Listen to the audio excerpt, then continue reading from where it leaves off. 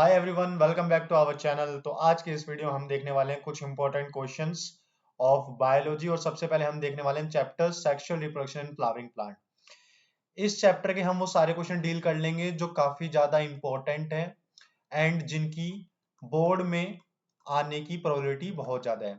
इस वीडियो में हम टारगेट करेंगे ऑडियंस को, जैसे सीबीएसई बोर्ड के लिए, आरबीएसई एंड द एचबीएसई। इन तीनों ही बोर्ड के बायोलॉजी के पेपर सभी पेंडिंग है। बाकी जो बोर्ड है जैसे Maharashtra board, UP board, Bihar board, इनके एग्जाम तो हो चुके हैं बायो के, लेकिन सीबीएसई, आरबीसी, एचबीएसई में बाकी है। किसी में 1 अप्रैल को है, किसी में 19 मार्च को है, किसी को समवॉट अराउंड 20-25 के आसपास है। तो ये डेट्स हैं इनकी कुछ। तो सबसे पहले हम 1 मार्क्स वाले क्वेश्चन डिस्कस कर लेते हैं कि 1 मार्क में भाई कौन कौन से हमसे क्वेश्चन पूछे जा सकते हैं। सबसे पहले 1 मार्क में जो हमें दे रखा है, ये दे रखा है name the part of angiosperm. Angiosperm यानी फ्लावरिंग प्लांट की बात करें, angiosperm flower in which development of male and female gametophyte take place. यानी एंजियोस्पर्म फ्लावर में वो कौन से पार्ट है जहां पे male gamete and female gamete का डेवलपमेंट होता है। तो भाई मेल गैमेट तो डेवलप होता है अपन सबको पता है एंथर में, जो कि एक बाइलोब्ड स्ट्रक्चर होता है, डाइथिकस होता है। एंड फीमेल गैमेट कहां डेवलप होगा? Inside the ovule, inside the ovule. ठीक है, तो यह सीधा से इसका आंसर हो जाएगा कि male gametophyte start in the anther. कहां स्टार्ट होगा? एंथर में होगा। And later completed on stigma, और बाद में जाके कंप्लीट डेवलपमेंट कहां होता है उसका? स्टिग्मा पे। स्टिग्मा पे क्या होता है? पोलन ट्यूब वगैरह ग्रो करती है ना, पोलन ट्यूब ग्रो करती है ना स्टिग्मा पे जाके। तो स्टार्ट कहां से होता है? एंथर पे। और कंप्लीट कहां हो जाएगा? कि भाई फीमेल फ्लावर के स्टिग्मा पे जाके कंप्लीट हो जाएगा। फीमेल गैमेटोफाइट कहां डेवलप होना शुरू होगा? भाई इनसाइड द ओव्यूल, सबको पता है, इजी क्वेश्चन। नेक्स्ट क्वेश्चन देखते हैं, what is meant by डाइथिकस anther. कि भाई जो अपना एंथर होता है उसमें 2 लोब होते हैं, इसलिए उसको कहते हैं डाइथिकस। इसलिए उसको क्या कहते हैं? डाइथिकस एंथर कहते हैं। तो a dithecous anther is the anther. Dithecous anther कौन सा होगा? वो वाला एंथर विच इज बाइलोब्ड, जिसके पास कितने लोब हो? 2 लोब्स हो। ठीक है, विद 2 थीका। और हर एक लोब में कितने थीका होंगे? 2 थीका होंगे। तो ये मान लो एंथर है, ऐसे डाइथिकस बाइलोब्ड हो गया, और हर एक लोब में 2 थीका। यहाँ भी 2 थीका और इस वाले लोब में भी 2 थीका। जिन थीका को हम क्या बोलते हैं? स्पोरेंजिया कहते हैं। इन ईच लोब के अंदर कितने थीका होंगे? 2 थीका होंगे। थर्ड क्वेश्चन देखते हैं, how many microsporangium are present in an anther. कि भाई एक जो एंथर होता है उसके अंदर कितने माइक्रोस्पोरेंजियम होते हैं? तो सबको पता है, तो इजी है, एनसीईआरटी की लाइन एज इट इज कि वहां पे कितने माइक्रोस्पोरेंजियम होंगे? 4 माइक्रोस्पोरेंजियम होंगे। नेक्स्ट क्वेश्चन देखते हैं। अभी तक तो हल्के क्वेश्चन चल रहे हैं, डायरेक्टली एनसीईआरटी से पूछा जा रहा है। नेक्स्ट क्वेश्चन देख लेते हैं, name the first cell of the male gametophyte of angiosperm. ये भी डायरेक्ट क्वेश्चन है अपना, एनसीईआरटी का, सबको पता रहता है कि भाई जो अपना मेल गैमेट होता है एंजियोस्पर्म का, उसके फर्स्ट सेल को हम क्या कहेंगे? माइक्रोस्पोर कहेंगे। क्या कहेंगे? माइक्रोस्पोर कहेंगे। आगे नेक्स्ट क्वेश्चन में देखते हैं, जल्दी जल्दी डील करते हैं सारे क्वेश्चन हम। फिफ्थ क्वेश्चन देखिए, फिफ्थ क्वेश्चन में पूछा गया, what is exine and intine made up of respectively. बहुत ही इंपॉर्टेंट क्वेश्चन है। ठीक है, अगर ये वाला क्वेश्चन हमसे डायरेक्टली नहीं पूछते हैं तो किसी ना किसी 5 मार्क्स या फिर 3 मार्क्स के क्वेश्चन में इसका कॉन्सेप्ट डायरेक्टली अप्लाई भी हो जाएगा। कि भाई जो एक्साइन होती है वो आउटर मोस्ट लेयर होती है उस पोलन की। ठीक है, और वो किसकी बनी होगी? स्पोरोपोलेनिन की। किसकी बनी होगी? स्पोरोपोलेनिन। स्पोरोपोलेनिन क्या होता है? हार्डेस्ट मैटर होता है। ठीक है, हार्डेस्ट मैटर होता है, इजीली डिग्रेड नहीं होता। ठीक है, इजीली कोई पीएच या फिर कोई एंजाइम इसको डिग्रेड नहीं कर पाता, काफी हार्ड होता है।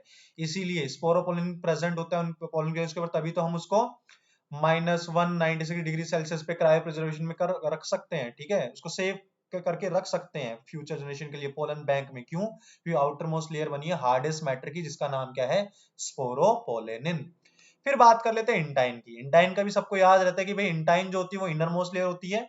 ये किसकी बनी होगी? Cellulose and the pectin. तो इंटाइन बनी होगी अपनी सेलुलोज की और बनी होगी पैक्टिन की, और आउटर मोस्ट किसकी होगी? स्पोरोपोलिन की। बहुत इंपॉर्टेंट क्वेश्चन है, 5 स्टार क्वेश्चन है, 5 स्टार लगा लो चाहे अभी, ठीक है। साथ में अगर रफ नोटबुक लेके बैठे हो, एनसीईआरटी लेके बैठे हो तो अभी लगा लो, ठीक है, आ सकता है क्वेश्चन, काफी इंपॉर्टेंट है।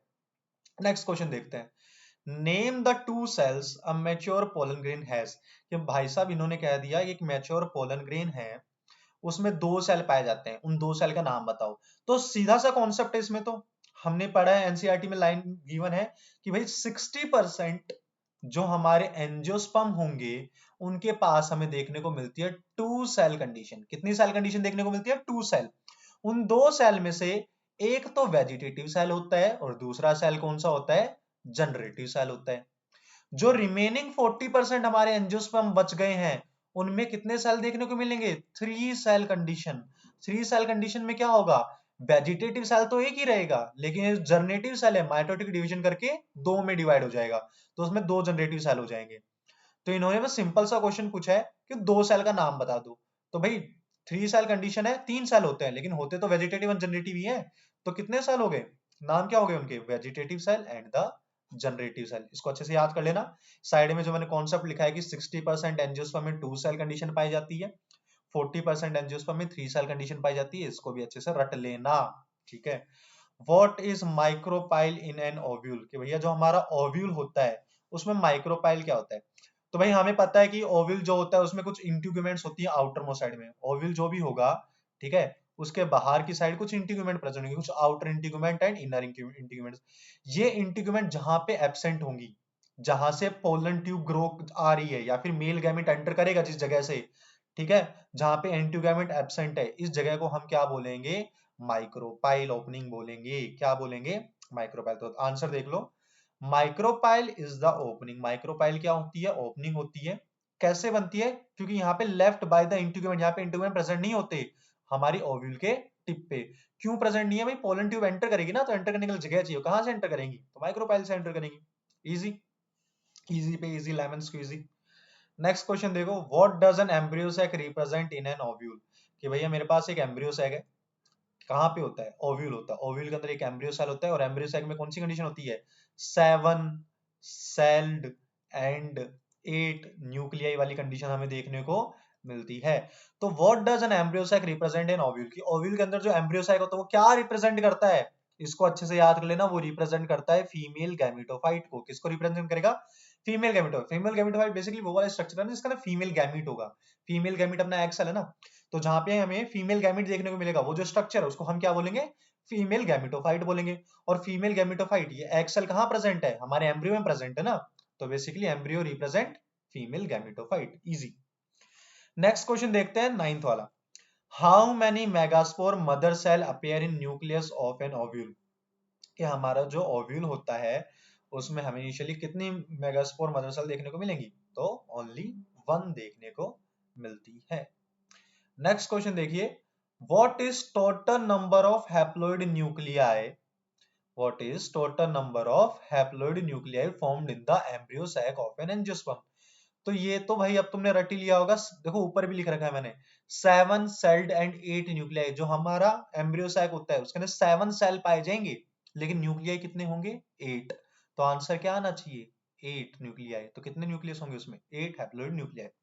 तो what is the total number of haploid nuclei? Structure कितने पाए जाएंगे एम्ब्रियो सैक में? 8 हैप्लॉइड न्यूक्लियाई पाए जाएंगे, ठीक है। नेक्स्ट क्वेश्चन देखिए, व्हाट डू टेसल्स? इसका एनसीईआरटी में डायग्राम भी दे रखा है, ठीक है, ये टेसल्स वाला डायग्राम भी दे रखा है, जहां पे हमें ये क्या बोलेंगे, माइक्रो, जहां पे अपना पोलिनेशन वाला पार्ट स्टार्ट होता है ना, उसके बाद में जहां पे एजेंट्स ऑफ पोलिनेशन वगैरह खत्म होते हैं गैस, उसके नेक्स्ट वाले पेज पे राइट हैंड साइड में अपर कॉर्नर में दे रखा है डायग्राम हमारा। तो टेसल क्या रिप्रेजेंट करते हैं हमारे कौन कौन में? तो ये रिप्रेजेंट कर देंगे स्टाइल को एंड स्टिग्मा को, ठीक है, याद कर लेना इसको, किसको रिप्रेजेंट करते हैं? Style and stigma. इमैस्कुलेशन, अगर यहाँ पे इमैस्कुलेशन लिखा है ना एक साथ में बैगिंग वाली प्रोसेस और देख लेना, ठीक है। इमैस्कुलेशन देखो क्या होता है। इमैस्कुलेशन क्या होगा कि मैं जो फ्लावर है, मेल फ्लावर, उसमें से मैं एंथर को या फिर तुम कह सकते हो स्टेमन को अलग कर दूं before the flower get mature, ठीक है, बाइसेक्सुअल फ्लावर है, उसमें से मैंने एंथर को हटा दिया या फिर तुम कह सकते हो स्टेमन को, यानी मेल पार्ट को हटा दिया। कब? फ्लावर के मैच्योर होने से पहले ही, इस प्रोसेस को हम क्या बोलते हैं? इमैस्कुलेशन बोलते हैं, जो बहुत इंपॉर्टेंट होती है, हाइब्रिडाइजेशन में बहुत हेल्प करती है। बैगिंग किसको बोलेंगे? यहीं पे याद कर लेना बैगिंग भी, कि उस कटेड फ्लावर को जहां से मैंने स्टेमन या फिर अंतर हटाया है वो कॉन्टेमिनेट ना हो जाए किसी दूसरे पोलन से, तो मैं उसको क्या कर देता हूँ? बटर पेपर से कवर कर देता हूँ। इस प्रोसेस को क्या बोलते हैं? बैगिंग बोलेंगे। इसको बोलेंगे BAGGING, बैगिंग। 13th क्वेश्चन देखिए, what technical term is given to single cotyledon in plant? यानी ग्रास फैमिली की बात चल रही है, यानी बेसिकली मोनोकोट की बात चल रही है। मोनोकोट जो होता है, यानी जो ग्रासेस फैमिली होती है, उसमें जो सिंगल कोटिलीडन पाया जाता है उसको हम क्या कहते हैं बेटा जी? हम उसको प्यार से कह देते हैं एस्क्यूटेलम। ठीक है, इसको याद कर लेना। ग्रासेस फैमिली भी आ सकता है, ऐसे ही पूछ सकते हैं ग्रासेस फैमिली में जो कोटिलीडन होगा उसको क्या कहेंगे, तो उसका आंसर है एस्क्यूटेलम। ऐसे ही पूछ सकते हैं कि भाई जो मोनोकोट होता है उसमें जो कोटिलीडन पाया जाएगा उसको क्या कहेंगे, तो भी आंसर क्या ही आएगा? एस्क्यूटेलम। तो इसमें घबराने की कोई बात नहीं है, आंख बंद करके। हाँ, ये जो क्वेश्चन करा रहा हूं ना अभी, तुम डायरेक्टली देख रहे हो सकता है कि क्वेश्चन एमसीक्यूज में आ जाए, तो टिक कर देना, एस्क्यूटेलम आएगा। Name the two plant where remnant of nucellus persist in the seed। अच्छा, रेमनेंट ऑफ न्यूसेलस, ऐसी सीड को हम क्या बोलेंगे? पेरिस्पर्मिक बोलेंगे क्या? Peri, SPERMIC। देखो कुछ सीड्स होती है एंडोस्पर्मिक जिसके अंदर एंडोस्पर्म बचा रह जाए, कुछ होती है नॉन एंडोस्पर्मिक जिसके अंदर एंडोस्पर्म क्या हो जाए? कंप्लीटली कंज्यूम हो जाए। कुछ होती है पेरिस्पर्मिक। पेरिस्पर्मिक सीड बेटा वो वाली सीड होंगी जिसके अंदर न्यूसेलस अभी भी परसिस्टेंट है, यानी अभी भी बचा हुआ है। एक तो इसकी डेफिनेशन याद कर लेना कि भाई पेरिस्पर्मिक सीड क्या होती है। दूसरा जो इंपॉर्टेंट क्वेश्चन यहाँ से बनता है वो होते हैं पेरिस्पर्मिक सीड के एग्जाम्पल, जो तुम्हें अच्छे से याद करने हैं। जैसे पहला एग्जाम्पल क्या होता है? का होता है? पहला एग्जाम्पल होता है हमारा बीट रूट। तो पहला एग्जाम्पल हमारा का है? पहला एग्जाम्पल हमारा बीट रूट। एंड दूसरा एग्जाम्पल हमारा क्या होता है? Black pepper. ये जो सीड होती हैं ये होती हैं पेरिस्पर्मिक सीड, ठीक है, जिनके अंदर न्यूसेलस अभी भी बचा हुआ है। कर लोगे इसको याद? फिर आगे देखो 15th वाला क्वेश्चन है, उसमें पूछ भी लिया गया है कि भाई पेरिस्पर्म होता क्या है, बता दो। ठीक है, तो बता दो कि भाई बिना किसी दिक्कत के कि पेरिस्पर्म क्या होता है, कि अगर न्यूसेलस बच जाता है हमारी सीड में, नॉर्मली वो कंज्यूम हो जाता है, लेकिन अगर न्यूसेलस बचा हुआ है हमारी सीड के अंदर, परसिस्टेंट है न्यूसेलस, ऐसी सीड को हम बोलते हैं पेरिस्पर्मिक सीड। क्या बोलेंगे ऐसी सीड को हम? आगे इन्होंने पूरा नहीं लिख रखा है, ऐसी सीड को हम बोलते हैं, क्या बोलते हैं? ऐसी सीड को हम बोलेंगे पेरिस्पर्मिक सीड। ठीक है, moving on to the next question. देखिए अब हमारे असर्शन रीजन स्टार्ट हो गए हैं। असर्शन रीजन में मैं सजेस्ट करूंगा, वैसे सबको पता रहता है कि ए में क्या, ए ऑप्शन क्या रहता है, बी ऑप्शन क्या रहता है, सी ऑप्शन क्या रहता है, डी क्या होता है। फिर भी कई बार क्या होता है कि पेपर में थोड़े बहुत चेंज हो जाते हैं, मिसनॉमिलिटी देखने को मिल सकती है। तो आप एक बार एग्जाम टाइम में प्रेशर में रहते हो तो आप रीड नहीं करते हो, एक बार फिर से ए टू डी ऑप्शन रीड कर लेना कि भाई ए वाला यही कह रहा है ना कि असर्शन रीजन दोनों सही है और एक्सप्लेनेशन भी सही है, बी वाला यही कह रहा है ना कि असर्शन सही है रीजन भी सही है लेकिन रीजन उसका करेक्ट एक्सप्लेनेशन नहीं है। यहाँ ए बी सी में तो कोई दिक्कत नहीं होती, डी वाला कई बार ये चेंज कर देते हैं। डी वाले में कई जगह तो लिखा होता है कि असर्शन रीजन दोनों गलत है, कई जगह लिखा होता है कि असर्शन गलत है लेकिन रीजन ऐसा सही है, ऐसा कुछ लिखा रहता है। तो डी वाला ऑप्शन अच्छे से चेक कर लेना असर्शन रीजन में। चलो पहला क्वेश्चन देखते हैं।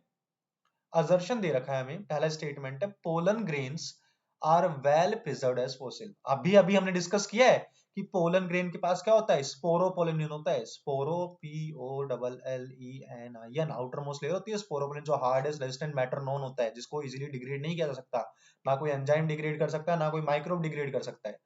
तो जो स्पोरोपोलिन, हाँ क्वेश्चन क्या था? Pollen grain are well preserve, pollen grain को अच्छे से प्रिजर्व किया जा सकता है एज अ फॉसिल। क्यों किया जा सकता है? ये असर्शन दे दिया। अब जब भी हम ऐसे क्वेश्चन करें ना तो क्यों लगा दिया करो कि पोलन ग्रेन को अच्छे से प्रिजर्व किया जा रहा है फॉसिल की तरह, क्योंकि exine is made up of sporopollenin. हाँ, असर्शन हमारा सही है, रीजन भी सही है, क्या एक्सप्लेनेशन भी सही आ रहा है कि स्पोरोपोलिन का बनता है? अभी अभी हमने देखा था क्वेश्चन में। तो इसमें क्या आना चाहिए? इसमें आना चाहिए ए ऑप्शन की भैया, असर्शन भी सही है, रीजन भी सही है, और रीजन क्या है उसका? करेक्ट एक्सप्लेनेशन भी है। नेक्स्ट क्वेश्चन देख लेते हैं 17th वाला। बनाना इज अ पार्थेनोकार्पिक फ्रूट। देखो पार्थेनोकार्पी क्या होती है? सीड का डेवलपमेंट होता है विदाउट फर्टिलाइजेशन, यही होता है क्या? Banana is a parthenocarpy. अरे पार्थेनोकार्पी में सीड का डेवलपमेंट नहीं होता, वो तो एपोमिक्सिस था ना। तो banana is a parthenocarpic fruit, बिल्कुल है। ठीक है, पार्थेनोकार्पी क्या होती है? डेवलपमेंट ऑफ फ्रूट, फ्रूट का डेवलपमेंट होता है विदाउट फर्टिलाइजेशन। Without fertilization. इस प्रोसेस को हम बोलते हैं पार्थेनोकार्पी। जनरली जो हमारा फ्रूट होता है ना वो फर्टिलाइजेशन का प्रोडक्ट होता है, लेकिन पार्थेनोकार्पी बेटा जी वो वाला केस होता है जिसमें फ्रूट का डेवलपमेंट हो जाता है बिना किसी फर्टिलाइजेशन के। इस प्रोसेस को हम बोलते हैं पार्थेनोकार्पी, जिसका एग्जाम्पल होता है BANANA यानी बनाना, केला। ठीक है, तो जो केला होता है वो पार्थेनोकार्पी का एग्जाम्पल है, बिल्कुल है। रीजन दे रखा है कि पार्थेनोकार्पी होती है डेवलपमेंट ऑफ सीड। भैया डेवलपमेंट ऑफ सीड नहीं होती, इसको हम क्या कहेंगे, इसको हम कहेंगे एपोमिक्सिस। इसको कहेंगे हम एपोमिक्सिस। तो भैया रीजन तो गलत हो गया, गलत, लेकिन असर्शन सही है, तो ऑप्शन क्या आना चाहिए, देखो सी वाला। असर्शन हमारा सही है बट रीजन क्या है, गलत है, तो C option is correct. Parthenocarpy, apomixis, polyembryo, ये जो तीनों टॉपिक है ना, लिख देता हूं मैं। Parthenocarpy, apomixis and poly EMBRYONY, polyembryony. बेटा जी अगर ये तीनों टॉपिक में से एक भी टॉपिक तुमने रिवाइज नहीं किया ना तो बेटा सच में तुम्हें श्राप लगेगा। तीनों में से एक ना एक आ सकता है, या तो पार्थेनोकार्पी आ सकता है, एपोमिक्सिस आ सकता है, पोलीएम्ब्रियोनी, और बहुत ही बढ़िया किस्मत हुई तो तीनों ही पूछ लेते हैं। ठीक है, तो तीनों अच्छे से रिवाइज कर लेना, लास्ट लास्ट में अपने एनसीईआरटी में दे रखा है, विद एग्जांपल्स कर लेना। नेक्स्ट क्वेश्चन देखो, क्वेश्चन नंबर 18। असर्शन दे रखा है apple is a false fruit. Apple जो होता है फॉल्स फ्रूट होता है। अच्छा देखो, दो टाइप के फ्रूट्स होते हैं, एक होता है हमारा ट्रू फ्रूट, एक तो हमारा क्या होता है, ट्रू फ्रूट होगा, एंड दूसरा क्या होता है, फॉल्स फ्रूट होता है। इनके बीच में डिफरेंस भी याद कर लेना। ट्रू फ्रूट तो बेटा जी वो वाला फ्रूट होता है जो हमारे किस से डेवलप होता है, ओवरी से। किससे डेवलप होगा, ओवरी से। जो फ्रूट डेवलप होंगे उनको हम कहते हैं ट्रू फ्रूट्स। फॉल्स फ्रूट बेटा जी वो वाले फ्रूट होंगे जो अदर देन ओवरी डेवलप हो, या तो थैलेमस से डेवलप हो या फिर फ्लावर प्लांट किसी और पार्ट से डेवलप हो रहे हो।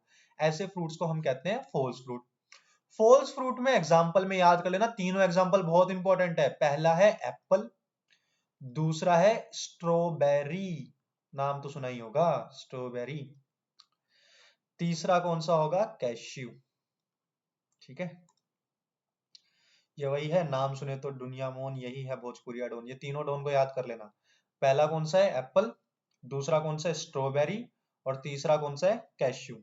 ये तीनों किसके एग्जाम्पल है, फॉल्स फ्रूट के। अब आ जाओ हमारे क्वेश्चन पे। Apple is a false fruit, बिल्कुल ठीक है, क्या वाहियात सी बात है, ये तो हमें रट रखी है कि एप्पल क्या होता है, फॉल्स फ्रूट होता है। ठीक है, रीजन देखते हैं। The thalamus contribute to the formation of apple fruit along with ovary. तो भाई ओवरी का कंट्रीब्यूशन तो होता है, लेकिन ओवरी के अलावा और किसका कंट्रीब्यूशन हो रहा है, थैलेमस का कंट्रीब्यूशन हो रहा है। यही तो हमने बात की थी फॉल्स फ्रूट में, कि अगर अदर देन ओवरी, अगर प्लांट का कोई पार्ट फ्रूट फॉर्मेशन में हेल्प कर रहा है तो ऐसे फ्रूट को हम क्या कहते हैं, ऐसे फ्रूट को हम कहते हैं फॉल्स फ्रूट। तो असर्शन भी हमारा सही है, रीजन भी सही है, और रीजन क्या, उसका करेक्ट एक्सप्लेनेशन भी है। तो इसमें क्या आ जाएगा, first option. Both assertion and reason are true, and reason क्या उसका करेक्ट एक्सप्लेनेशन भी है। 19th वाला क्वेश्चन देखो, pollen grains can germinate on stigma of any species of plants. फिर से देखो क्या था, ये पोलन ग्रेन जो होता है वो जर्मिनेट करता है स्टिग्मा पे किसी भी स्पीशीज के। अच्छा जी, तुम खुद ही सोचो भाई, एक बनाना का पोलन ग्रेन है, क्या वो एप्पल के स्टिग्मा के ऊपर जाके ग्रो कर जाएगा, जर्मिनेट कर जाएगा, नहीं करेगा भाई, स्पीशीज ही अलग है। वरना तो कुछ हाइब्रिड बन जाता है, एप्पल और बनाना का कुछ कॉम्बिनेशन बन जाता, जैसे टमाटो एंड पटेटो का कॉम्बिनेशन बन जाता है पोमेटो, ऐसा कुछ एप्पल बनाने का अब्बा टाइप का कुछ कॉम्बिनेशन बन जाता। मतलब ऐसा कुछ हो रहा है क्या, नहीं हो रहा ना, तो असर्शन क्या है अपना, गलत है। रीजन देख लेते हैं, क्या पता रीजन सही हो, देख लेते हैं। पोलन ग्रेन, मतलब रीजन सही नहीं है, मतलब रीजन वाला स्टेटमेंट सही है, ऐसा कह रहा हूं। रीजन क्या, pollen grain represent the male gamete. Pollen grain जो होता है ये रिप्रेजेंट करेगा मेल गैमीट, नहीं रे, पोलन ग्रेन कब से रिप्रेजेंट करने लगे मेल गैमीट, पोलन ग्रेन के अंदर होता है ना मेल गैमीट। तो पोलन ग्रेन तो क्या है अपना, मेल गैमीटोफाइट है। ठीक है, जैसे एम्ब्रियो से एक फीमेल गैमीटोफाइट है, वैसे पोलन ग्रेन क्या है, मेल गैमीटोफाइट है, मेल गैमीट थोड़ी ना है। तो ये भी गलत, ये भी गलत, दोनों गलत। दोनों गलत में क्या आना चाहिए, क्या आना चाहिए, क्या आना चाहिए, हाँ ऑप्शन डी। और दोनों गलत में क्या आ जाएगा, ऑप्शन डी आ जाएगा। तो हमने वन वर्ड क्वेश्चन देख लिए। ये वन वर्ड जो क्वेश्चन है ना, इनको आप एमसीक्यू की ट्रीट कर लेना, हो सकता है इनसे कुछ एमसीक्यू आ जाए। फिर हमने असर्शन रीजन भी देख लिए। नाउ अब बारी है केस बेस्ड क्वेश्चंस की। अब केस बेस्ड क्वेश्चन में क्या, मैं डायरेक्टली क्वेश्चन रीड करूंगा। जो केसेस दे रखे हैं, जो इन्होंने पैराग्राफ्स दे रखे हैं इतने बड़े बड़े लंबे चौड़े, ये मैं रीड करने वाला नहीं हूँ। मैंने स्क्रीन यहाँ पे पोज कर रखी है, ठीक है, आप भी पोज कर लेना अपना वीडियो और यहाँ से एक बार रीड कर लेना। मैं डायरेक्टली क्वेश्चन पे जंप करता हूँ। तो देखो पहला क्वेश्चन है, name the diploid cell of the embryo sac. कि एम्ब्रियो सैक जो होता है, एम्ब्रियो सैक, और हाँ एक चीज और, एम्ब्रियो सैक का डायग्राम है ना, अच्छे से प्रैक्टिस कर लेना। प्रैक्टिस, ऐसा क्वेश्चन आ सकता है कि draw the diagram of anatropous ovule, sorry ठीक है, जिसमें एम्ब्रियो सैक वगैरह होता है, जिसमें अपन 7 सेल्ड 8 न्यूक्लिएट कंडीशन बनती है, वो अच्छे से कर लेना।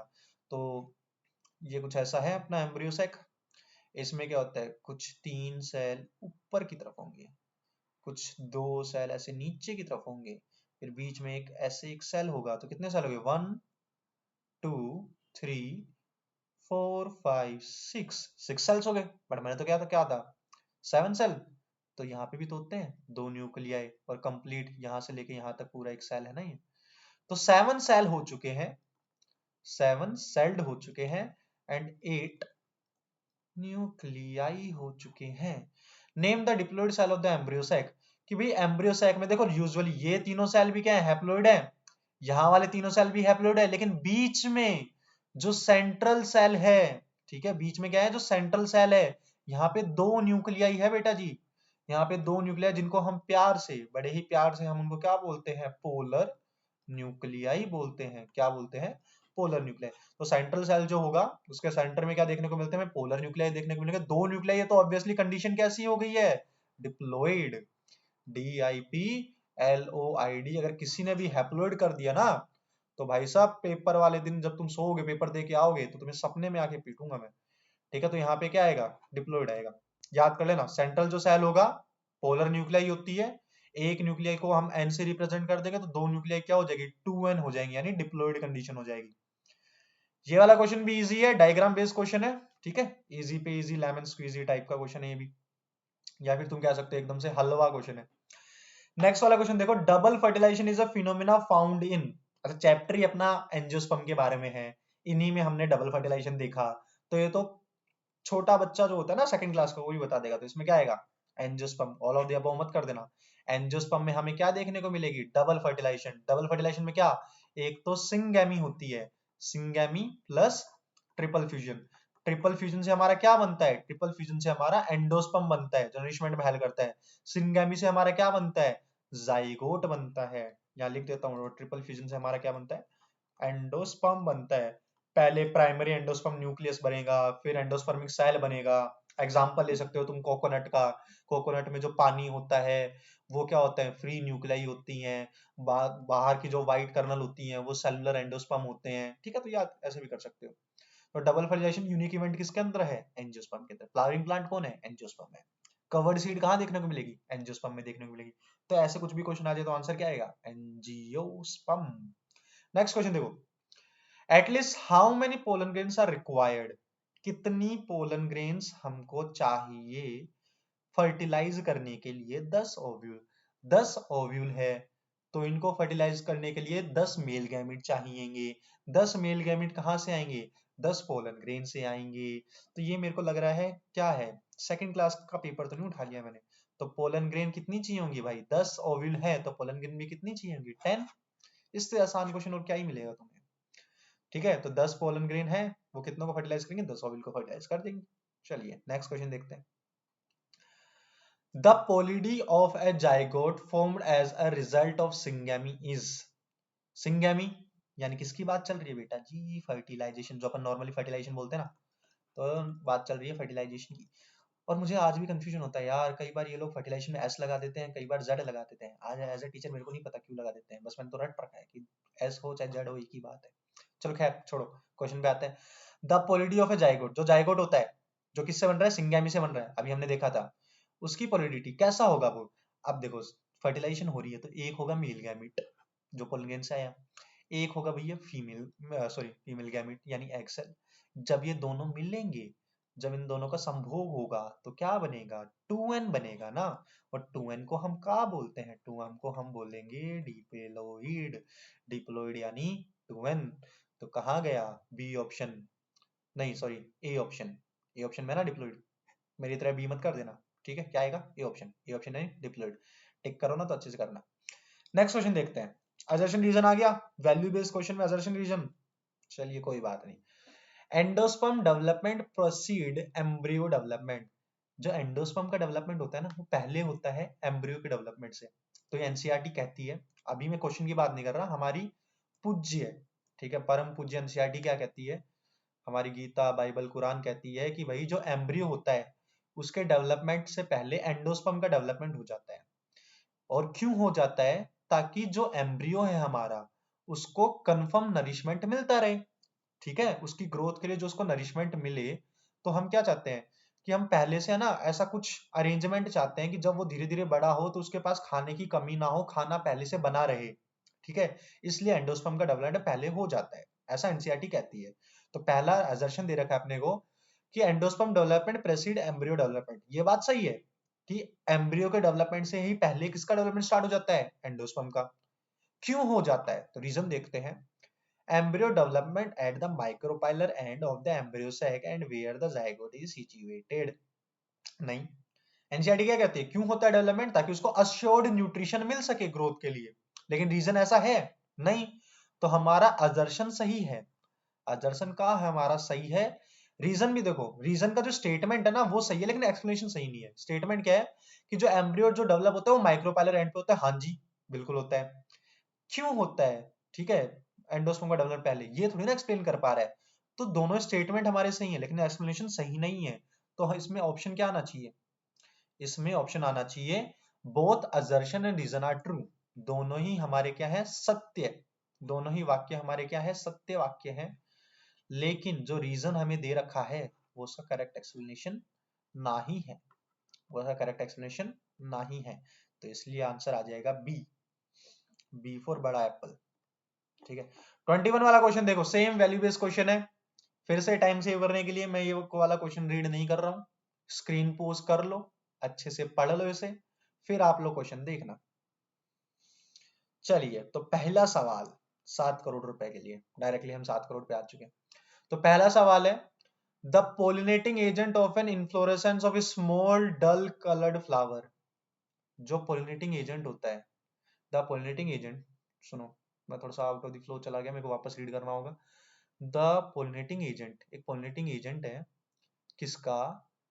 Inflorescence of a small dull flower, एक फ्लावर है किसी प्लांट का जिसकी इन्फ्लोरेंस कैसी है? छोटे छोटे फ्लावर हैं एंड डल फ्लावर है, यानी कह सकते हो तुम कलरलेस फ्लावर है, डल फ्लावर है, कुछ स्मेल विस्मेल है नहीं, विद वेल और एक्सपोज्ड हो रखे हैं अच्छे से हवा के अंदर, ठीक है, एटमोस्फेयर के अंदर। एंड लार्ज, उनकी स्टिग्मा भी कैसी है? फैदरी है, ताकि पोलन को कैच कर सके।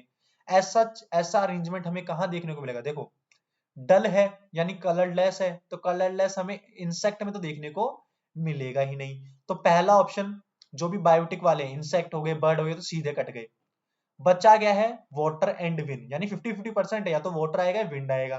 अब पानी से रिलेटेड तो कुछ है ही नहीं कि म्यूसिजिलेंस कवरिंग हो गया या फिर वाटर के टॉप लेवल पे आ गया, ऐसा कुछ दे ही नहीं रखा। और स्टिग्मा भी कैसी है? फिदरी है, हवा में लहरा रहे हैं ताकि पोलन को कैच कर सके। तो आंसर क्या होगा? ऐसे फ्लावर में हमें विंड पोलिनेशन देखने को मिलता है, यानी हवा के थ्रू पोलिनेशन। तो आंसर आ जाएगा विंड, ठीक है। इसको अच्छे वापस से रीड करना, इजी क्वेश्चन है। नेक्स्ट क्वेश्चन देखो, an example of biotic, biotic यानी लिविंग, ठीक है, छठी कक्षा में सिखाया जाता है बायोटिक एबायोटिक का होता है। तो बायोटिक यानी लिविंग, एबायोटिक यानी नॉन लिविंग। तो इन्होंने पूछा है an example of biotic agent, pollination करवाने के लिए बायोटिक एजेंट कौन सा हो सकता है? एयर बायोटिक है क्या? थप्पड़ मारूंगा किसी ने बोल दिया तो। वाटर एबायोटिक, हनी बी, भाई मधुमक्खी, ठीक है, हनी बी जिसे शहद मिलता है हमें, ठीक है। अच्छा, हनी बी से मुझे याद आया, एक हमारे जेनेटिक्स में ना क्वेश्चन आता है इसका, सेक्स डिटरमिनेशन हनी बी का, कि इसमें एक वर्कर भी होती है और हमारे ड्रोन्स होते हैं, तो वो सेक्स डिटरमिनेशन भी कर लेना हनी बी का जी। डिटरमिनेशन हनी बी का हो गया, ग्रास ऊपर का हो गया, इनका तो सेक्स कैसे डिटरमाइन किया जाता है?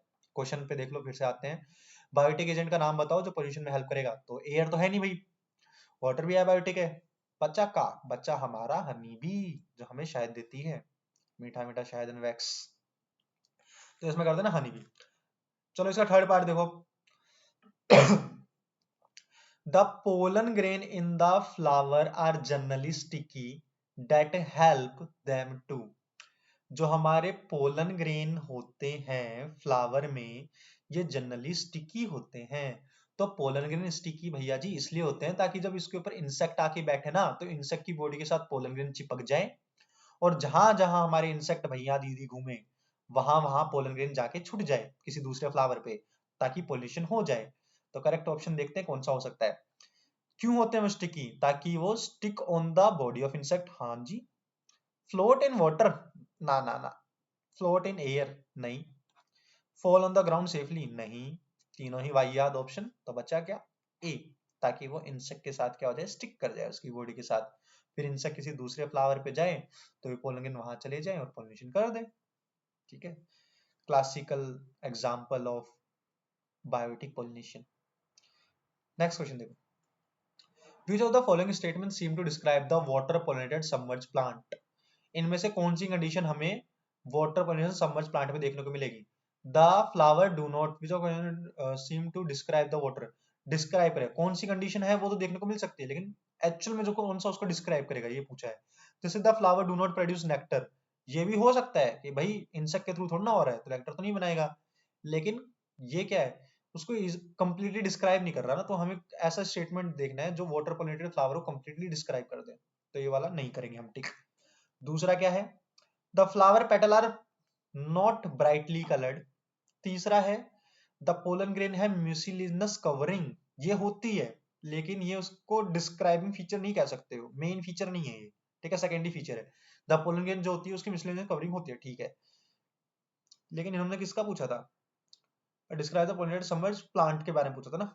देखते हैं, the female flower have long stock, ये वाला उसको डिस्क्राइब करता है कि भाई जो वाटर में जो सबमर्ज प्लांट होते हैं उसमें क्या होता है, जो फीमेल फ्लावर होता है ना उनके पास एक लॉन्ग स्टॉक होती है, डंडी होती है, जिसके थ्रू क्या होते हैं, सरफेस के ऊपर आ जाते हैं, फिर वहीं पे हमारे पोलन ग्रेन फ्लोट कर रहे होते हैं पैसिवली। पैसिवली यानी बिना एनर्जी को खर्च किए वाटर करंट की हेल्प से, और वो वहां तक उसको फीमेल फ्लावर तक पहुंच जाते हैं और पोलिनेट कर देते हैं। ठीक है, फर्टिलाइजेशन वगैरह हो जाएगा बाद में। तो ये एक वाला डी वाला ऑप्शन हमारा सही है कि जो फीमेल फ्लावर होते हैं इनके पास लॉन्ग स्टॉक होती है और ये सरफेस पे रीच कर जाते हैं। फिर देखिए जी फिफ्थ वाला, फिर से अजर्शन रीजन है, अजर्शन रीजन पीछा नहीं छोड़ रहे यार। The pollen grain are easily carried by the wind. जो पोलन ग्रेन्स होती हैं इनको इजिली विंड के थ्रू कैरी करवाया जा सकता है। They are very light.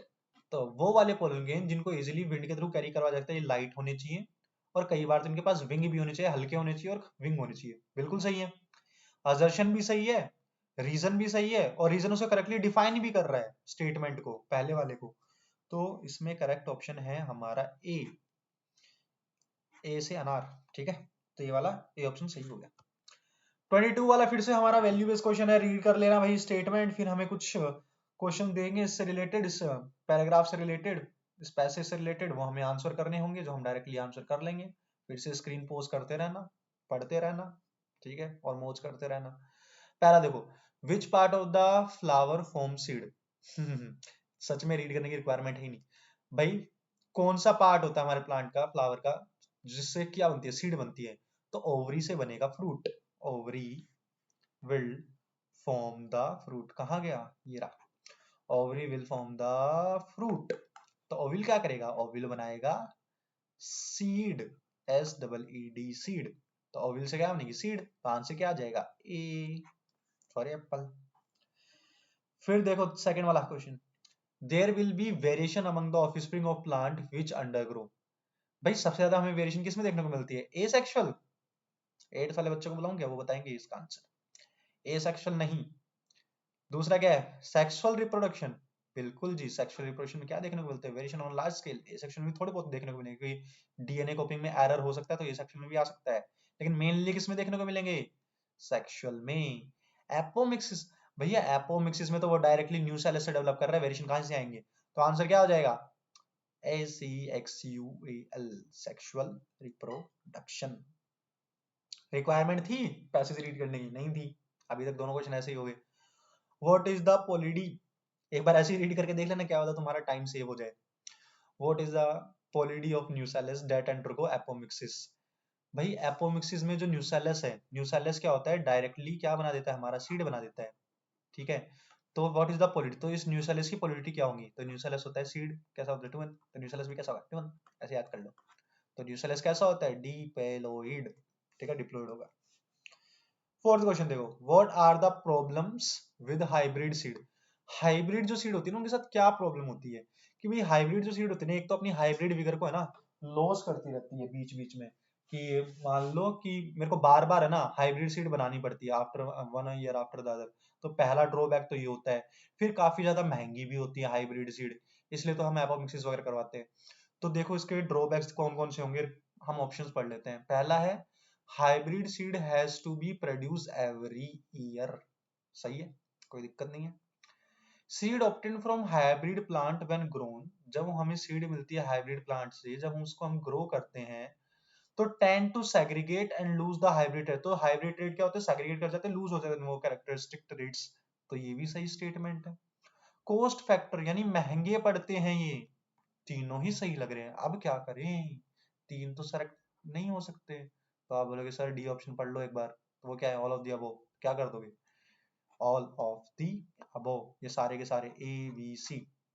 चलिए नेक्स्ट क्वेश्चन, बाप रे फिर से assertion reason, apomixis do not require pollination and fertilization, apomixis में क्या होता है सीड डेवलप हो जाती है डायरेक्टली विदाउट फर्टिलाइजेशन सीधा न्यूसेलस वगैरह से, हाँ तो इसमें पोलिनेशन भी नहीं चाहिए फर्टिलाइजेशन भी नहीं चाहिए, सही बात है नहीं चाहिए, नॉट रिक्वायर्ड। रीजन देखो, the embryo can develop directly from a diploid egg, जो एम्ब्रियो होता है या तो डायरेक्टली डिप्लॉयड एग से फॉर्म हो जाएगा, तो ये देखो असर्शन रीजन ये दे रखा है ना, ये तुम्हारी एपोमिक्सिस की डेफिनेशन भी बन रही है कि एपोमिक्सिस में हमें पोलिनेशन फर्टिलाइजेशन नहीं करवाना होता, डायरेक्टली सीड डेवलप हो जाते हैं। किससे डेवलप हो जाते हैं, या तो डिप्लॉयड एग से डेवलप हो जाएंगे या फिर डिप्लॉयड न्यूसेलस से डेवलप हो जाएंगे जो ओव्यूल में प्रेजेंट होता है। तो असर्शन भी सही है, रीजन भी सही है, करेक्ट एक्सप्लेनेशन भी है, तो ए ऑप्शन इज करेक्ट। हाँ शांति मिली, फाइनली असर्शन रीजन खत्म हो गए। अब हम कुछ इंपॉर्टेंट 2 मार्क्स के क्वेश्चन डिस्कस कर लेते हैं, थोड़ी देर और बने रहो, ठीक है वीडियो बस एंड होने वाला है, थोड़े बहुत क्वेश्चन है, ठीक है। अब जरूरी नहीं है सिर्फ यही क्वेश्चन इंपॉर्टेंट है, हमें पूरी एनसीईआरटी अच्छे से पढ़नी है, हमें अच्छा वाला टाइम मिला हुआ है, ये क्वेश्चन सिर्फ तुम्हारी प्रैक्टिस के लिए है। तो कल को ये मत कह देना सर इसमें आपने वो क्वेश्चन तो करवाया ही नहीं, ये क्वेश्चन आ गया ये नहीं आया, ठीक है। तो ये वाला क्वेश्चन देख लेते हैं, चलो 23 वाला, ज्यादा टाइम नहीं लेते हैं। 23 वाला क्वेश्चन क्या है, name the 4 wall layers of microsporangium, कि हमारा जो माइक्रोस्पोरेंजियम होता है ये भी रट लो भाई, ठीक है। माइक्रोस्पोरेंजियम एक तो उसका डायग्राम, इसकी चारों लेयर्स का डायग्राम हम बनाते हैं ना, सबसे आउटर क्या होती है एपिडर्मिस होती है, उसके बाद में क्या होती है एंडोथीशियम होती है, उसके बाद में क्या होती है middle layer and finally the tapetum. तो इसका चाहे मंत्र बना लो निमोनिक बना लो कुछ भी बना लो, एपिडर्मिस एंडोथीशियम फिर मिडल लेयर एंड लास्ट में आती है टेपिडम, ओ मैंने उल्टा बना दिया, बाहर वाली एपिडर्मिस, उससे अंदर वाली एंडोथीशियम, उससे अंदर वाली मिडल लेयर, मिडल फिंगर नहीं बेटा मिडल लेयर, और सबसे अंदर वाली कौन सी होती है टेपिटम, टेपिटम, ठीक है। तो टेपिटम, ये 4 लेयर्स होगी epidermis endothecium middle layer and the tapetum, और टेपिटम का काम क्या होता है पुत्र नरिशमेंट का, टेपिटम का काम क्या होगा नरिशमेंट का काम होता है, ये भी याद कर लेना।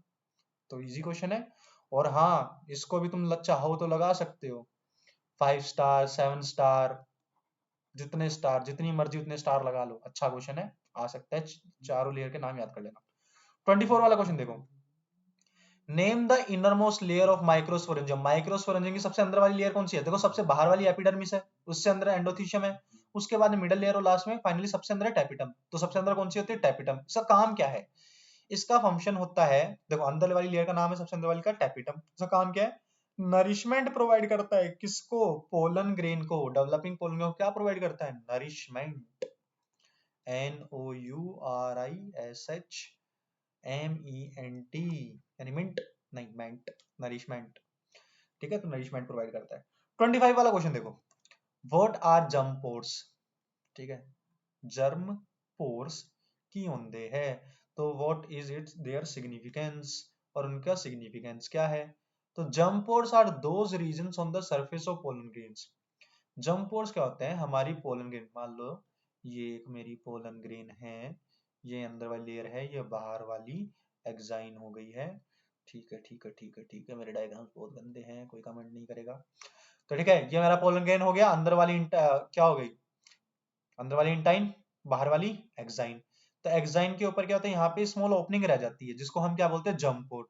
जंप पोर से क्या होता है, ये जो मेरी अंदर वाली इंटाइन है ना, ये ग्रो करती है एज अ पोलन ट्यूब, और निकलती कहाँ से है, इसी जंप पोर से, जहां पे स्पोरोपोलिन एब्सेंट होती है। तो देखो, जंप पोर्स आर दोज रीजन, यानी वो जगह होती है, कहाँ होती है, पोलन ग्रेन के सरफेस पे होती है, वेयर द एक्साइन, जहां पे एक्साइन वाली लेयर एब्सेंट होती है, या फिर बहुत ही हाईली रिड्यूस या फिर थिन होती है, हाईली रिड्यूस्ड या फिर थिन पाई जाती है, या फिर एब्सेंट ही होती है, यानी स्पोरोपोलिन वहां नहीं पाया जाता है, एब्सेंट होता है, एक्साइन एब्सेंट होती है, उस जगह को हम क्या कह रहे हैं, जंप पोर।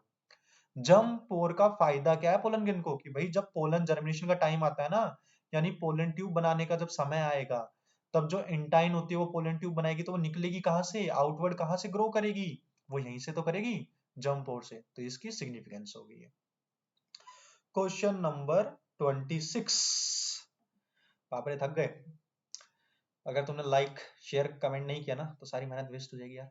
प्लीज लाइक कर दो, कमेंट कर दो, शेयर भी कर दो, जो कर सकते हो वो कर दो, ठीक है। Name the constituent of egg apparatus where it is located in the ये भाई रूममेट है।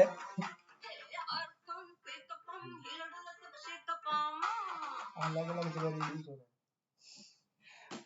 सॉरी यार सॉरी। हाँ तो कहाँ थे हम, नेम द, वो नेमिंग याद करने के लिए तो अभी आपने बताई। ठीक है ठीक है। तो name the constituent of egg apparatus where it is located in the ovule, कि भाई एग अपरेटस के कॉन्स्टिट्यूएंट क्या होते हैं। देखो ओव्यूल जो था हमारा, उसमें एग अपरेटस कहाँ होता है, एग अपरेटस यहाँ होता है, देखो नीचे की साइड, नीचे की साइड दो तो ये सेल हो गए, और ऊपर ये एग सेल हो गया, यहाँ कुछ पोलर न्यूक्लियाई हो गए, यहाँ मेरे कुछ एंटीपोडल सेल हो गए। तो नीचे दो तो सिनर्जिड्स होते हैं और एक होता है एग सेल, इन तीनों को मिला के हम बोलते हैं एग अपरेटस। तो एग अपरेटस में क्या होगा, एक तो एग सेल आता है यानी फीमेल गैमीट आता है, और दो सिनर्जिड आते हैं, इनको मिला के हम क्या कहते हैं, इनको मिला के हम कहते हैं egg apparatus. It is located at the micropylar and, कहाँ पे लोकेटेड होता है, माइक्रोपाइलर एंड पे। देखो नीचे फिर से बना देता हूँ, ये मेरा वो ओव्यूल है, ठीक है। यहाँ पे मेरे दो सेल हो चुके हैं, ये एक मेरा तीसरा सेल है, यहाँ मेरी पोलर न्यूक्लियाइज हो गई, यहाँ मेरे फिर से तीन सेल हैं। तो ये ऊपर के तीन सेल होते हैं, इनको बोलते हैं एंटीपोडल सेल्स, ठीक है, तीन होते हैं। नीचे के ये जो दो सेल हैं इनको कहते हैं, क्या कहेंगे इनको, SYNERGIDS, सिनर्जिड्स। ये जो सेल है इसको कहते हैं एग सेल, इस सेल को बोलेंगे एग सेल। और ये जो दो न्यूक्लियाई इनको बोलते हैं, दोनों को मिला के 2 इंटू पोलर न्यूक्लियाई। तो एग अपरेटस क्या होगा, एग सेल और सिनर्जिड को जो हम मिक्स कर देते हैं, मतलब इन दो मिला के, मिक्स तो नहीं करते हैं, इनको मिला के हम क्या बोलते हैं, एग अपरेटस बोलते हैं। कौन सी साइड होते हैं, माइक्रोपाइलर साइड होते हैं। ये जो एंटीपोडल होते हैं कौन से, चैलेजल साइड होते हैं, और सिनर्जिड्स एंड एग सेल का होंगे माइक्रोपाइलर एंड पे होंगे, याद कर लेगा। हाउ इज जिटिनोगैमी डिफरेंट फ्रॉम ओटोगैमी, ये जो जिटिनोगैमी होता है ये ओटोगैमी से डिफरेंट किस वे में होगा। देखो इसमें सिर्फ जिटिनोगैमी एंड ओटोगैमी का हो रखा है, बट मैं सजेस्ट करूंगा ओटोगैमी, जिटिनोगैमी एंड जीनोगैमी। तुम्हें फिंगर टिप्स पे याद होना चाहिए कि भाई ओटोगैमी क्या होता है, the transfer of pollen grain from stigma, sorry from anther to stigma of same flower of the same plant, इसको बोलेंगे ओटोगैमी। फिर क्या होगा, the transfer of pollen grains from anther to stigma of different flower of the same plant, इसको बोलेंगे geitonogamy. तीसरा है xenogamy, the transfer of pollen grains from anther to stigma of different flower of different plant, words पे है ना, गौर कर लेना, इसको हम बोलेंगे जीनोगैमी। तो तीनों अच्छे से याद कर लेना, और जब ऐसा क्वेश्चन आए ना तो रफ डायग्राम भी बना देना शो करके कि भाई कैसे ट्रांसफर हो रहा है, ठीक है, प्लांट वगैरह बना के इजीली रफ स्केच वगैरह बना के, ताकि मार्क्स अच्छे मिले। Geitonogamy refer to the transfer of pollen grain, geitonogamy का मतलब क्या होता है भैया, पोलन ग्रेन ट्रांसफर हो रहे हैं कहां से कहां, एंथर से होंगे, कहां तक होंगे, स्टिग्मा तक होंगे, कहां, ऑफ डिफरेंट फ्लावर, यानी अलग अलग flower of the same plant, लेकिन प्लांट क्या है, सेम है, ठीक है। ये प्लांट है, इसका एक फ्लावर मैंने यहां बनाया, एक प्लांट है इसका एक फ्लावर यहां बनाया, तो इस फ्लावर से निकला पोलन और इस फ्लावर पे गया, लेकिन प्लांट क्या है, सेम है, लेकिन फ्लावर क्या है, डिफरेंट है, तो इस प्रोसेस को बोलेंगे जिटोनोगेमी। वेरएज ऑटोगेमी में क्या होता है, ट्रांसफर होगा पोलन ग्रेन का, एंथर टू स्टिग्मा ही होगा, लेकिन same flower with in the same plant चलेगा, इसको हम ऑटोगेमी बोलेंगे। ये भी इंपॉर्टेंट क्वेश्चन है आपका, 5 स्टार क्वेश्चन है। फिर व्हाट इज ट्रिपल फ्यूजन, ये पूछ सकते हैं आपसे। ट्रिपल फ्यूजन ना पूछ के आपसे भी पूछ सकते हैं डबल फर्टिलाइजेशन बता दो। डबल फर्टिलाइजेशन में ट्रिपल फ्यूजन एंड सिंगैमी दोनों इंक्लूड हो जाती है।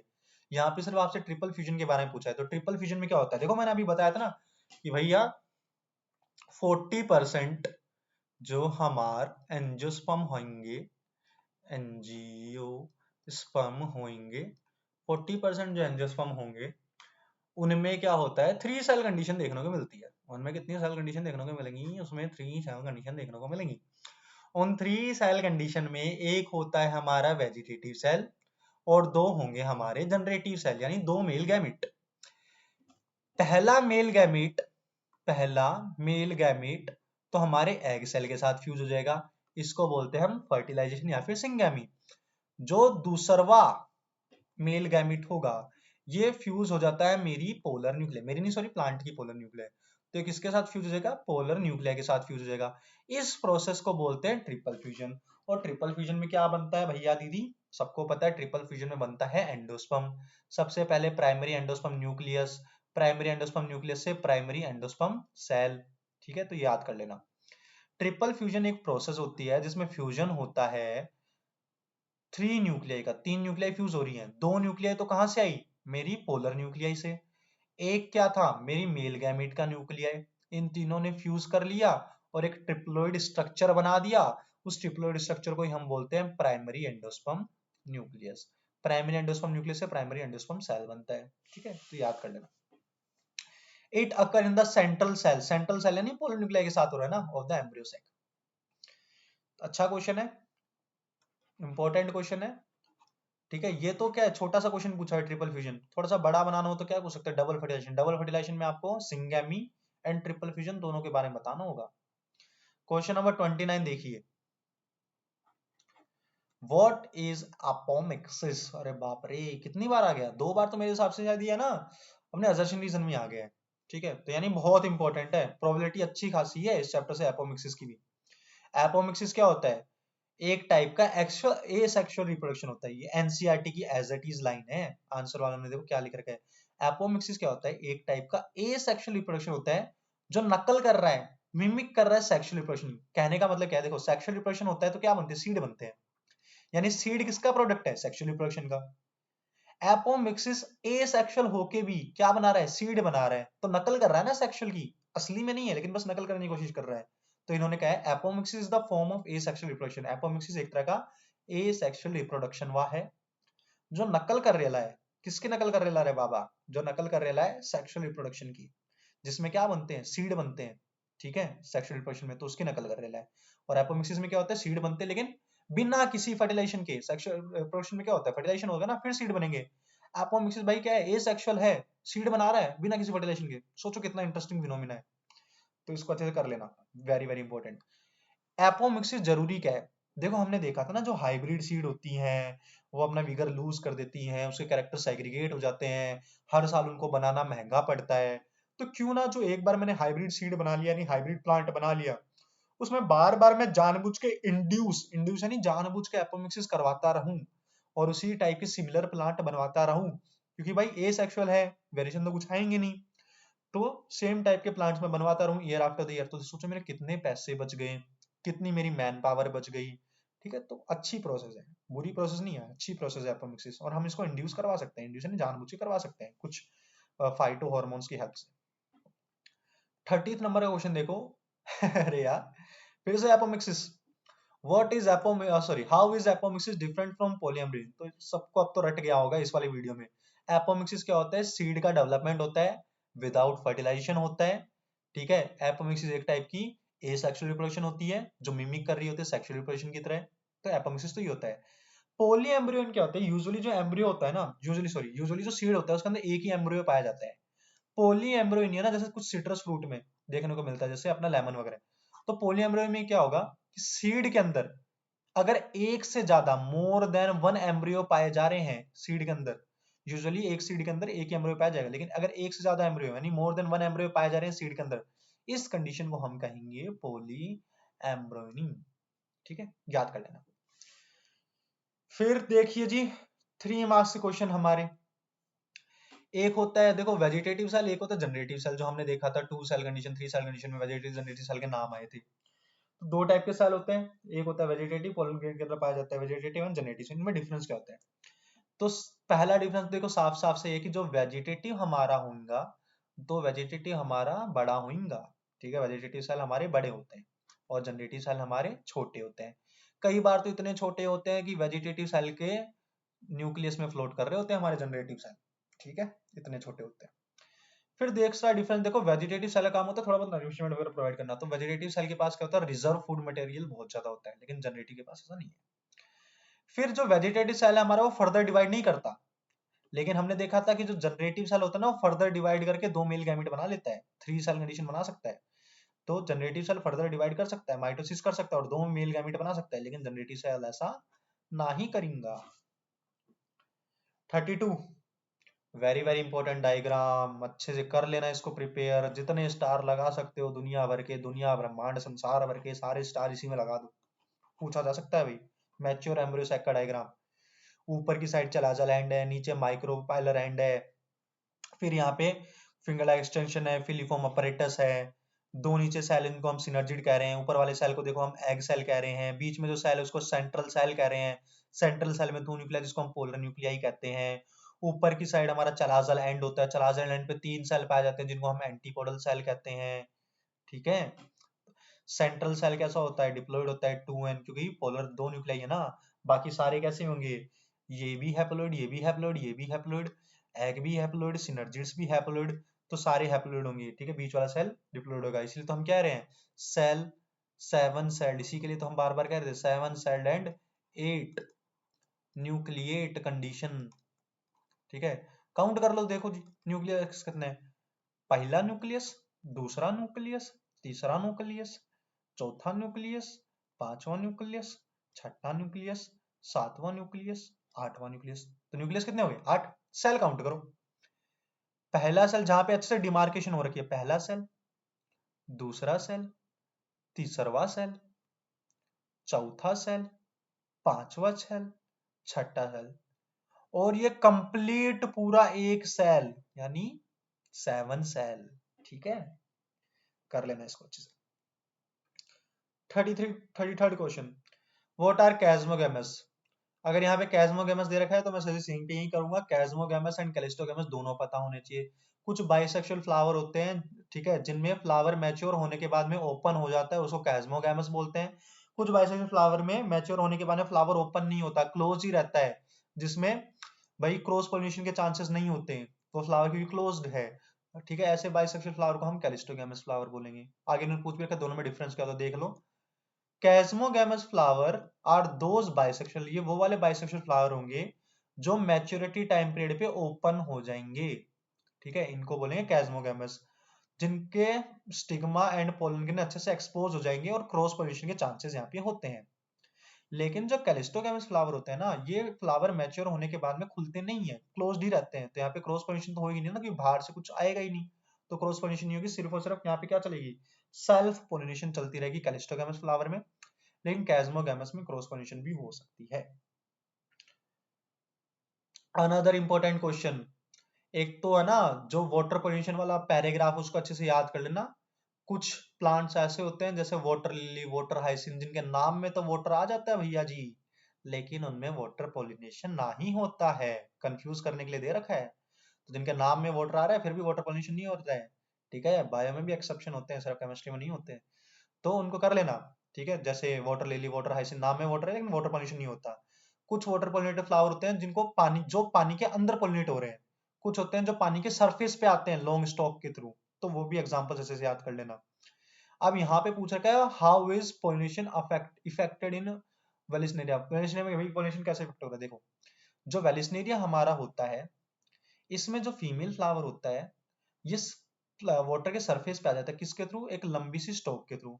फिर जो मेल फ्लावर जो होता है ना, वो भी वहां पे फ्लोट कर रहा होता है और अपने पोलन ग्रेन्स को वहां पे रिलीज कर देता है वाटर के सरफेस पे। ठीक है, पोलन ग्रेन वाटर के सरफेस पे रिलीज हो गए हैं मेल वाले।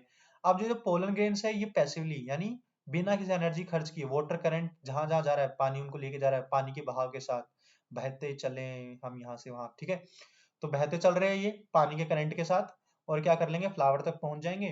फ्लावर फीमेल फ्लावर तक जो कैसे आया था लॉन्ग स्टॉक के थ्रू पानी के सरफेस पे आ गए थे ना, वहां तक पहुंच जाएंगे वाटर करंट की हेल्प से। पोलन ग्रेन भी वहां आ गए हैं और ये क्या कर जाएंगे पोलिनेट कर जाएंगे, पोलिनेट कर जाएंगे तो बाद में फर्टिलाइजेशन हो जाएगा, फर्टिलाइजेशन हो जाएगा तो बाद में बच्चे बन जाएंगे, आई मीन सीड बन जाएंगे। ठीक है, बात खत्म? नहीं जी, बात अभी खत्म नहीं हुई है।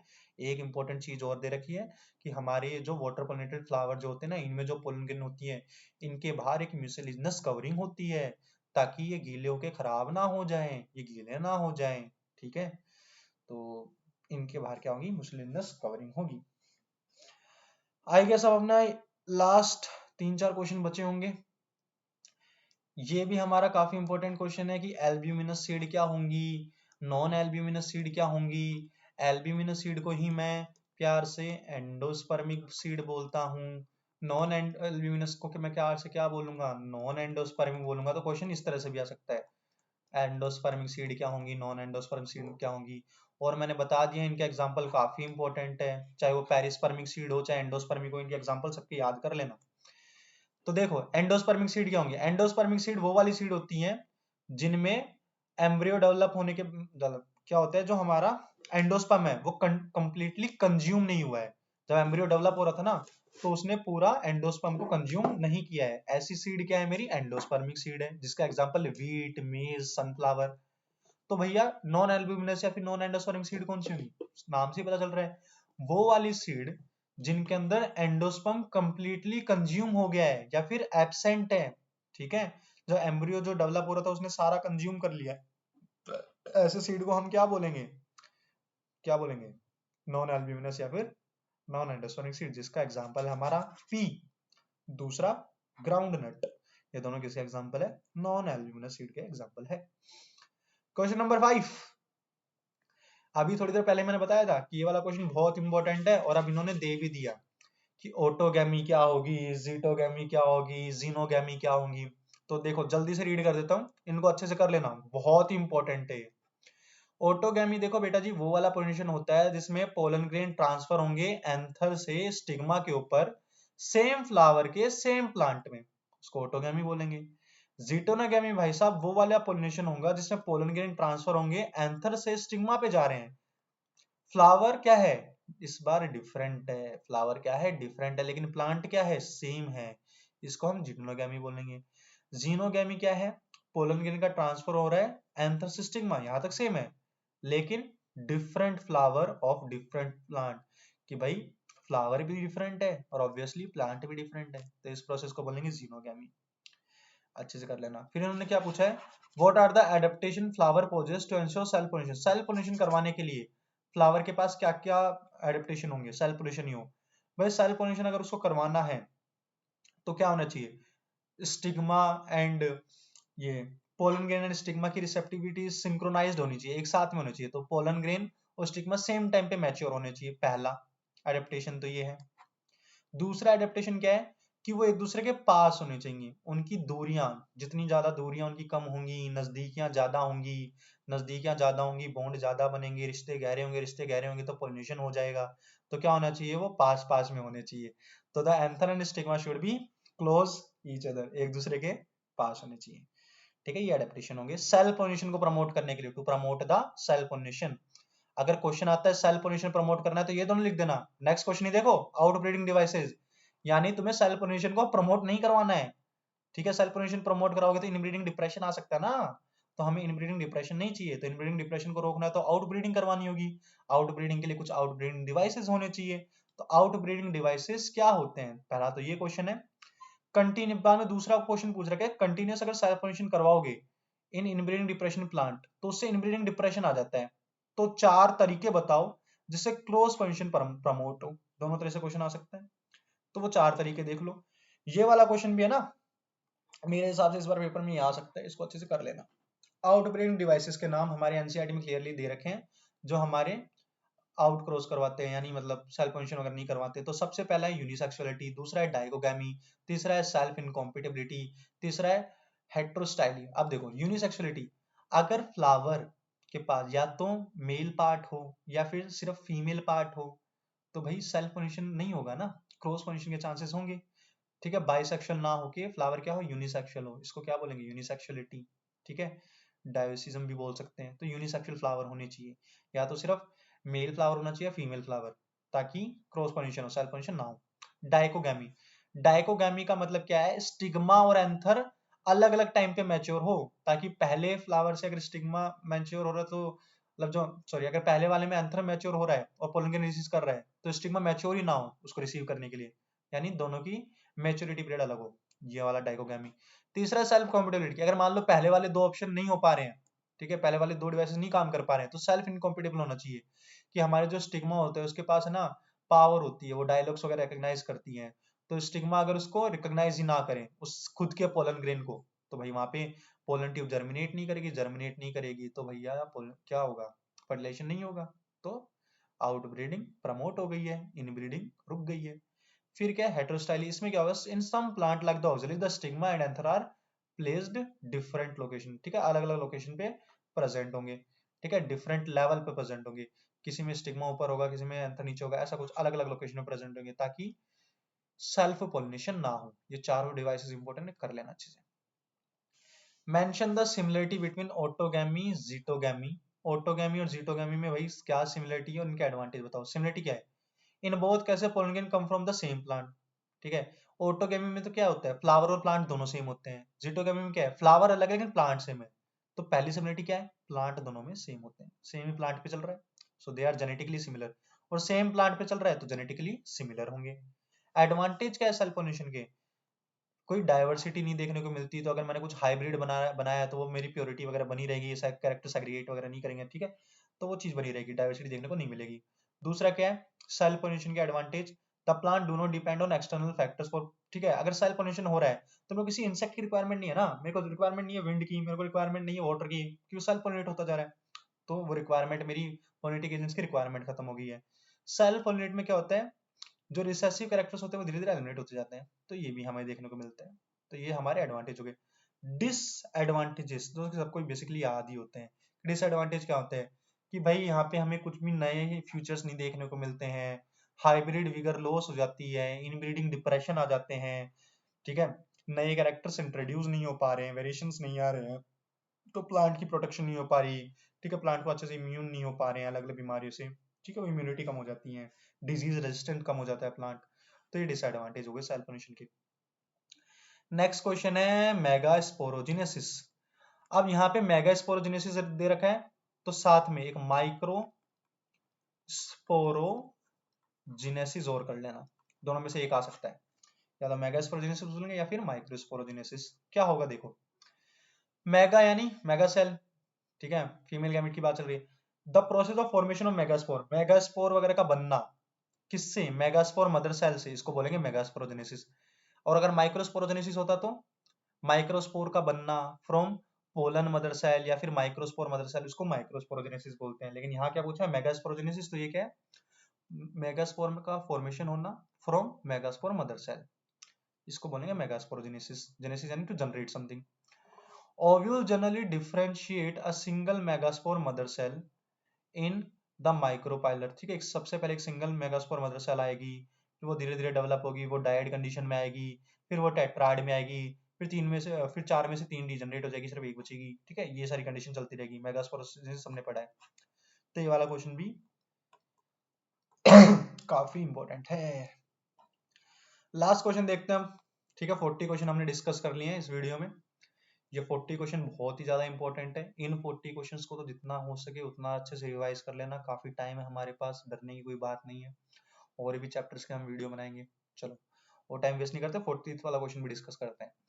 How does a typical dicot embryo differ from monocot embryo, कि भाई डाइकोट का एम्ब्रियो मोनोकोट का एम्ब्रियो 11th क्लास में पूछते हैं, तो मतलब दोनों में डिफरेंस बता दो विद डायग्राम। तो डायग्राम इसमें नहीं दे रखा, लेकिन हमारी एनसीईआरटी में दे रखा है, आप वहां से देख सकते हैं, रेफर कर लेना और डायग्राम प्रिपेयर कर लेना। देखो मोनोकोट क्या होंगे, जिसके पास सिंगल कोटिलिडन हो, डाइकोट क्या होंगे, जिसके पास टू कोटिलिडन्स हो। दूसरा डिफरेंस क्या है, मोनोकोट के जो कोटिलेडन होते हैं ग्रासेस फैमिली में होते हैं उसको एस्क्यूटेलम बोलते हैं, डाइकोट वाले कोटिलेडन को एस्क्यूटेलम नहीं बोलते हैं। तो दो डिफरेंस हो गए इससे।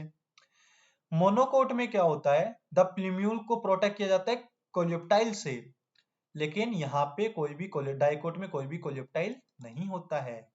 मोनोकोट में क्या होता है, रेडिकल को प्रोटेक्ट किया जाता है कोलियोराइजा से, लेकिन डाइकोट में रेडिकल को प्रोटेक्ट नहीं किया जाता, किससे, कोलियोराइजा से। ठीक है, किसी भी टाइप की कवरिंग नहीं होती। तो हमारे डिफरेंस हो गए। आई होप आपको ये क्वेश्चन समझ में आए होंगे। ठीक है, मेरा मेन काम तो ये था कि ताकि ये क्वेश्चंस एक बार आपके आंखों के थ्रू चले जाएं, आप इनको देख लो एक बार अच्छे से। ठीक है, इनका आप स्क्रीनशॉट ले लेना, हो सके तो I will try to provide the PDF in the description.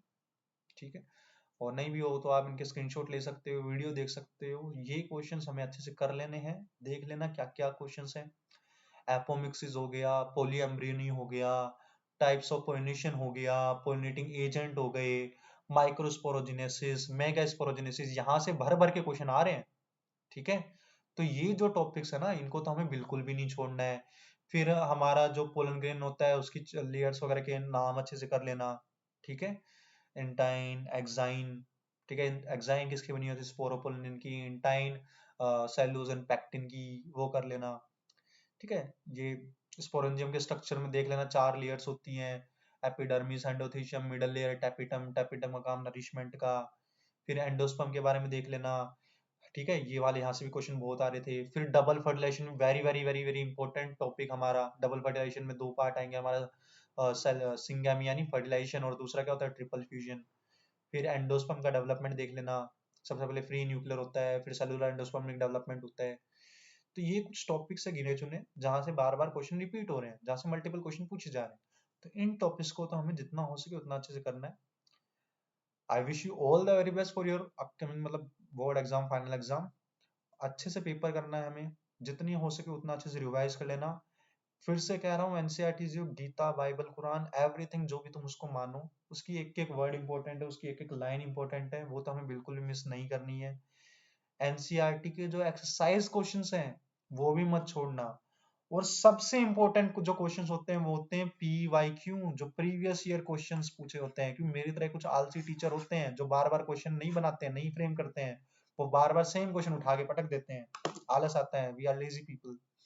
तो पीवाईक्यूज अच्छे से कर लेना, previous year questions.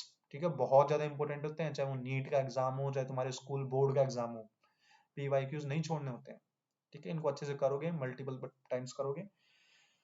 Okay, video के लास्ट तक बने रहने के लिए थैंक यू। कोई भी दिक्कत हो कमेंट कर दो।